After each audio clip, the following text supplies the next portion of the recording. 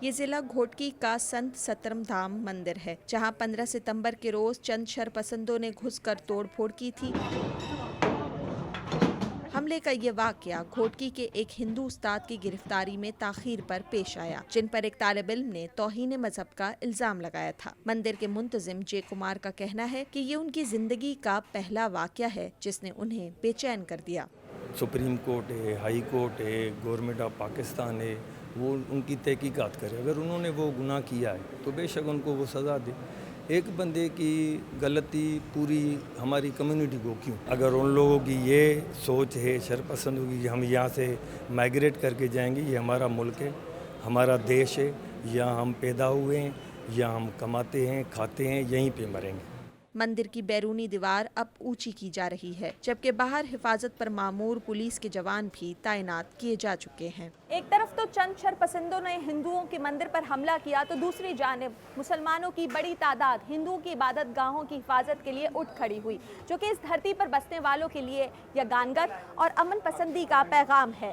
لیکن حالیہ دنوں میں اقلیتوں کے خلاف بڑھنے والے واقعات پر ہندوؤں کے ساتھ ساتھ مسلمانوں میں بھی خاصی تشویش پائی جاتی ہے۔ حقائق کو انہی فلورز پہ اٹھانا ہے نا۔ رکن سندھ اسمبلی نصرت سحر عباسی کا کہنا ہے کہ اس طرح کے واقعات اقلیتوں میں پہلے سے پائے جانے والے عدم تحفظ کے احساس کو مزید بڑھا دیں گے۔ ہمارے ماں داداؤں نے جب ان کے ساتھ وقت گزارا اور یہ ہمارا سلسلہ چلا تو یہ آہستہ آہستہ اگر چلے جائیں گے تو وہ جو کانسٹیٹیوشن میں وہ جو ہمارے فلیگ میں ایک پارٹ ہے وائٹ کلر کا، کیا وہ چھوٹا ہوتا چلا جائے گا؟ ڈہرکی کے رمیش کمار کو صحافت میں 17 برس ہو چکے ہیں، لیکن ان کے بقول سندھ میں پیش آنے والے اس طرح کے واقعات کے بعد اب وہ بھی کھلم کھلا اپنی رائے کا اظہار کرتے ہوئے احتیاط برتنے لگے ہیں۔ میں رپورٹنگ کرتا ہوں یا سوشل میڈیا پہ کوئی ایسا اسٹیٹس نہیں چھوڑتا کیونکہ جس کی وجہ سے کسی کی دل آزاری ہو یا وہ بحیثیت اسی بنیاد پر مجھے نشانہ بنائے یا ٹارگٹ کرے کہ یہ ایک ہندو ہے، اس نے یہ ایسی پوسٹ کی ہے۔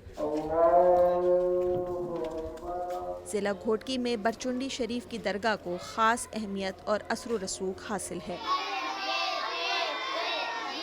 اس درگاہ کے گدی نشین خاندان کے دو فریقوں کے درمیان نظریات کا ٹکراؤ بھی زبان زد عام ہے، لیکن کیا اس علاقے میں پیش آنے والے ایسے واقعات بھی نظریات اور مفادات کے ٹکراؤ کی وجہ سے ہیں؟ یہ سوال ہمیں برچنڈی شریف کی خانقاہ تک لے گیا۔ خاندانوں میں اس طرح سے ہوتا رہتا ہے، کیونکہ ہم پچھلے دنوں 13 میں بھی الیکشن لڑا تھا اور 18 میں بھی ضمنی انتخابات میں میرا بیٹا الیکشن لڑا، تو اس میں ہمارے لیے انہوں نے مسائل در مسائل جو علاقے کے سردار ہیں یا کوئی اور پیر بھی ہوں گے، وہ لوگ یہ سمجھ رہے ہیں کہ یہ آگے آئیں گے تو ہمارے لیے لوگوں کی جو پسندیدہ ہے وہ یہی ہیں، تو ہم تو پیچھے رہ جائیں گے۔ ہندوؤں کے پاس آپ چلے جائیں گے، یہی سوال جو آپ مجھ سے کریں تو خانقاہ کے لیے بھرچونڈی شریف عبدالخالق یا عبدالمالک، تو وہ کہیں گے کہ ہم ان سے خوش ہیں۔